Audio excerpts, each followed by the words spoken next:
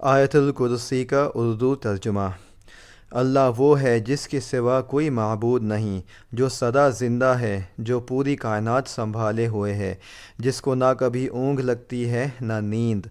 आसमानों में जो कुछ है वो भी, और ज़मीन में जो कुछ है वो भी, सब उसी का है। कौन है जो उसके हुजूर उसकी इजाज़त के बग़ैर किसी की सिफारिश कर सके।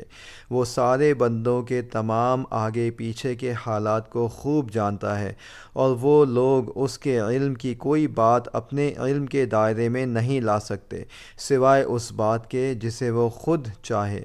उसकी कुर्सी ने सारे आसमानों और ज़मीन को घेरा हुआ है, और उन दोनों की निगहबानी से उसे ज़रा भी बोझ नहीं होता, और वो बड़ा आली मकाम साहिब अज़मत है। सूरह बकरा आयत 255।